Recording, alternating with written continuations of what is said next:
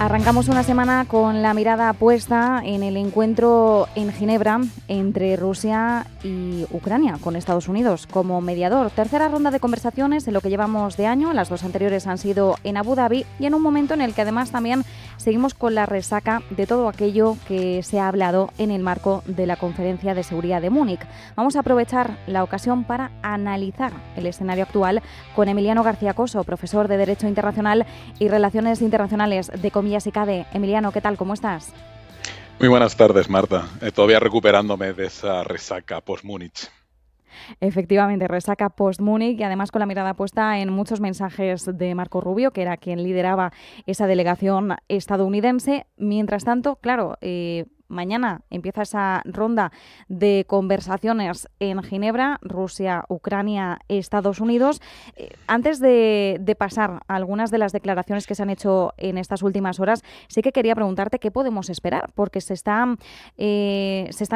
no sé hasta qué punto puedo decir engordando las expectativas, pero sí se dice que se van a abordar más temas que los que se abordaron en Abu Dhabi y que la cuestión territorial parece que está ganando peso para convertirse en la gran protagonista. ¿Este es el escenario que debemos manejar?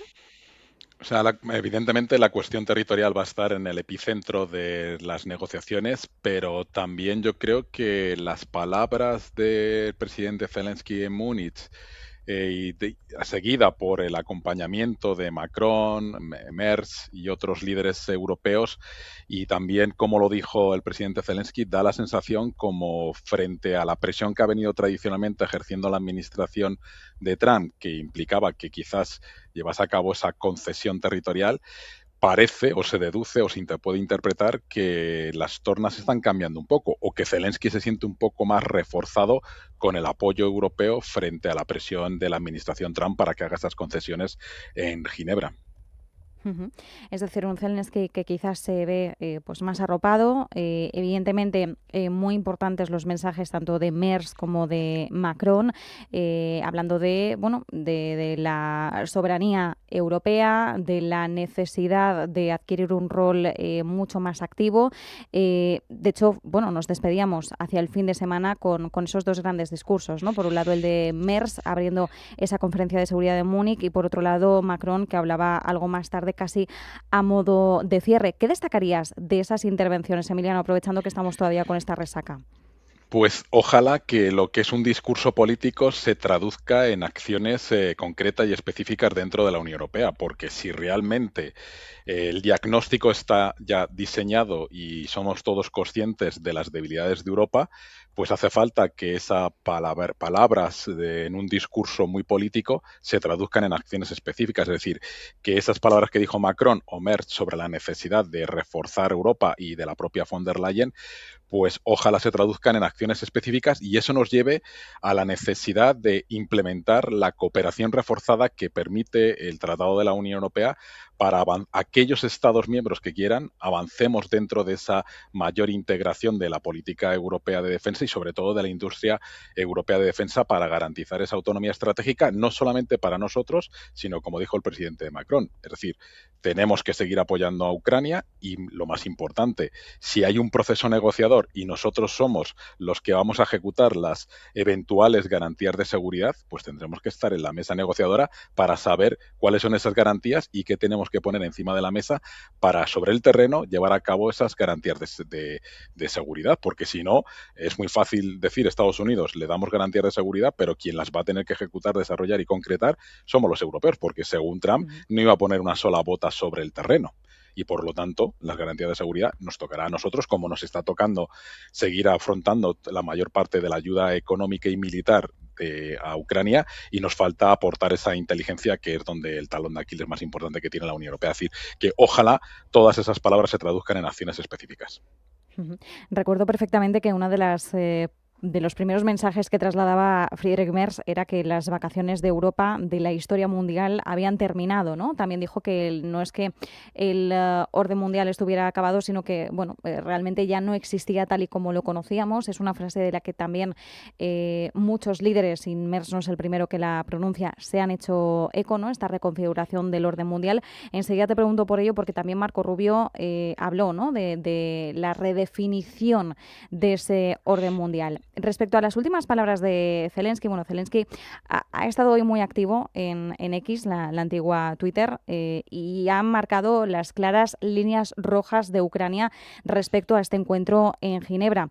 Por un lado ha dicho que primero garantías de seguridad y que luego ya vendrán las concesiones, que nada de ofrecer concesiones con promesas a futuro. Vamos, que lo quiere tener todo bien confirmado y bien atado antes de comprometerse a según qué escenarios. ¿Es realmente este? Porque claro, ha sugerido que es el escenario que barajaba Estados Unidos, el de que Ucrania pudiera comprometerse incluso antes de unas garantías de seguridad, teniendo en cuenta que Estados Unidos es el mediador. ¿Crees que realmente este es un escenario que se baraja como central desde la Casa Blanca? Acuérdate que en las reuniones previas, incluso las conversaciones bilaterales con la administración de Trump, se supone que las garantías de seguridad estaban ya definidas. La cuestión es cuándo se iban a firmar, que es otro de los objetivos que tiene el gobierno de Zelensky. Es decir, vamos a firmar estas garantías de seguridad con Estados Unidos y el resto de aliados europeos, específicamente antes de entrar a la negociación. Entonces, yo no creo que ese sea el problema. El problema está precisamente en esa concesión del 20% del Donbass que todavía controla Ucrania. Y yo creo que por lo que ha dicho y por ese, digamos, nuevo impulso en el que él se siente más arropado, al menos por los europeos, no está tan claro que vaya a ceder ese 20% donde están las principales ciudades y puestos fortificados, que es lo que le ha permitido resistir los empujes rusos, a pesar de que todavía hoy pues parece que ha habido ciertos avances de las tropas rusas en esa región. Entonces, yo creo que se va a discutir, pero las garantías de seguridad deben ir por delante, pero ya estaban definidas. Es decir, que lo que se trata es de formalizarlas o concretarlas en una especie de tratado bilateral con Estados Unidos y, por otro lado, también con ver qué papel, rol va a tener o van a desempeñar las fuerzas europeas en esas garantías de seguridad, que seguramente son las más importantes porque, según las palabras de Trump, nos tocará a nosotros ejercer esas garantías de seguridad, independientemente que Estados Unidos proporcione pues armamento, aunque cada vez más limitado, y sobre todo la información de inteligencia, que es donde nosotros tenemos esa debilidad. Si es a Europa que le va a corresponder ejecutar o garantizar que se cumplen esas garantías de seguridad, ¿qué nos dice ahora mismo el hecho de que Europa esté ausente en estas conversaciones? Pues esas son lo que han destacado casi todos los líderes europeos y especialmente Macron y Stammer en sus intervenciones. Es decir, si vamos a negociar un cese el fuego y ese cese el fuego lleva a concretar unas garantías de seguridad y hay un acuerdo ya previo, porque acuérdate que hay un acuerdo entre Ucrania, Reino Unido y Francia para que Ujú. incluso haya tropas sobre el terreno en caso necesario.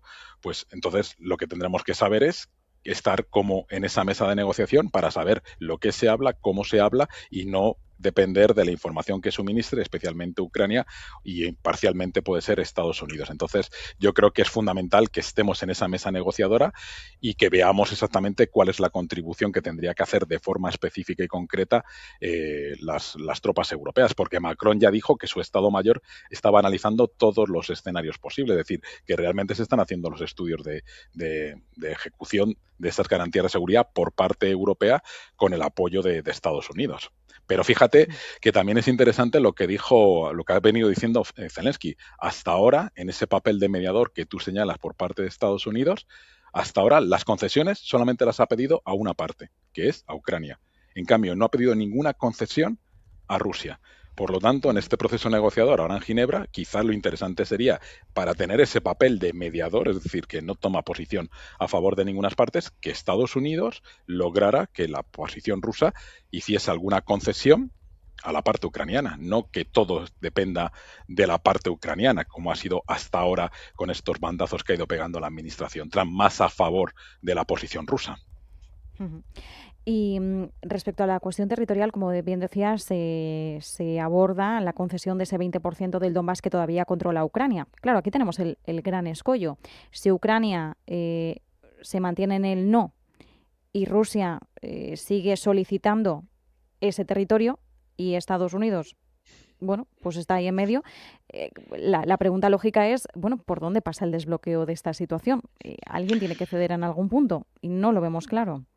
Sí, seguimos en el mismo punto de enrocamiento de las posiciones y yo sinceramente creo que se va a ganar más tiempo por parte rusa por un lado, pero también por parte ucraniana para seguir reforzándose con esa industria de drones que ya es una referencia en Europa aportada por Ucrania y por lo tanto yo creo que esa parte no se va a solucionar, entre otras cosas porque el propio presidente Zelensky ha dicho que cualquier cesión o concesión territorial parte de la premisa de hacer un referéndum cuando se pueda y preguntar a la población ucraniana qué prefieren, si continuar en un estado de guerra o, por el contrario, hacer concesiones territoriales a cambio de un acuerdo de paz. Pero como la historia nos enseña que del gobierno Putin uno no se puede confiar, pues el referéndum tiene altas probabilidades que salga a favor de no hacer concesiones y seguir resistiendo después de 4 años, digamos, esta presión, teniendo en cuenta lo que se ha hablado también en Múnich, ¿no? Que la economía rusa cada vez está más colapsada y que una mayor acción con los petroleros fantasma, etcétera, etcétera, puede dañar la economía, incluso con la negativa de India a continuar con esas compras masivas de petróleo que hasta ahora hacía, o al menos reducirla, y solamente quedaría la parte de China. Entonces, yo creo que la balanza ahora está más equilibrada para la posición ucraniana y por lo tanto yo creo que va a mantener una posición más dura en el proceso negociador. En el Consejo de Seguridad de Múnich, en la conferencia, Marco Rubio vino a tender la mano a Europa porque habló de una existencia bueno, conjunta, ¿no? Merz dijo muy claramente que Europa y Estados Unidos, aunque fue bastante duro, debían trabajar y remar del mismo lado. Y de hecho dijo, Europa se beneficia de la OTAN tanto como Estados Unidos también se beneficia de ella. Bueno, Marco Rubio vamos a dejarlo en que tiende la mano, vamos a entrecomillarlo de alguna forma, pero también dejó claro que Estados Unidos iba a redefinir el orden internacional. Paralelamente, Marco Rubio, con quien primero se ha reunido aprovechando su parada en Múnich, ha sido con Víctor Orbán, líder húngaro que, recordemos, pues pronto se va a enfrentar a unos comicios. ¿Van ligados un mensaje con otro? Totalmente, Marta. Como habrás visto, pues el lenguaje, las formas, las maneras, el uso del lenguaje diplomático ha sido mucho más light por parte de Marco Rubio que la lección que nos pegó el año pasado J.D. Vance. Pero en el Sí, nada fondo, que ver.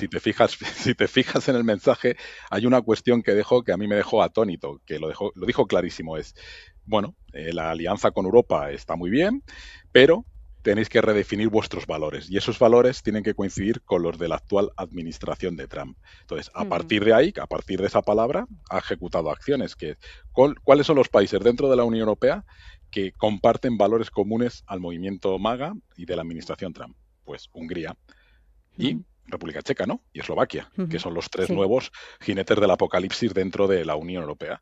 Bueno, pues lo que voy a hacer es una visita a ellos. Es decir, en lugar de visitar París, Berlín, Londres, se va nada más y nada menos que a Hungría y en un discurso que cualquier Estado consideraría injerencia en asuntos internos, proclama la candidatura y la necesidad que Estados Unidos apoya plenamente las posiciones del señor Orbán, que es, como bien sabes y como bien has señalado, uno de los prorrusos dentro de la propia Unión Europea. Por lo tanto, volvemos otra vez a una de las claves que siempre hemos venido hablando. La administración Trump tiene un objetivo, que es destruir la Unión Europea, porque la Unión Europea es un competidor sistémico en el plano económico y comercial y de inversiones. Pero ahora ya, si hacemos bien los deberes y empezamos a tener esa autonomía estratégica en materia de defensa y en materia de compras en materia de defensa, pues ya lo ve también como una alternativa. Entonces, lo que quiere es destruir la Unión Europea. ¿Y cómo destruir la Unión Europea? Desde dentro. Y para eso apoyará a Orbán, apoyará las eventuales elecciones que haya en el contexto que al año que viene Europa está movidita con elecciones en varios países miembros y apoyará a todos aquellos movimientos que quieran destruir la idea de la Unión Europea y vuelvan otra vez a un nacionalismo puramente nacional o estatal, porque eso les permite manejar mejor su agenda de dominio mundial, que es lo que quieren. Pues con este mensaje y este análisis nos quedamos. Veremos qué es lo que ocurre, porque quedan menos de 2 meses, insistimos, para esas elecciones en Hungría. Y mientras tanto, bueno, pues el partido de la oposición TISA aprovecha también, bueno, todos los escándalos de corrupción y la incertidumbre para, bueno, pues también decantar la balanza a su favor. veremos, hay que esperar, pero desde luego tenemos por delante 2 años de comicios europeos muy, muy moviditos y muy interesantes. Emiliano García Coso, profesor de Derecho Internacional y Relaciones Internacionales de Comillas y CADE, muchísimas gracias. Un abrazo. Un abrazo, Marta. Buena tarde.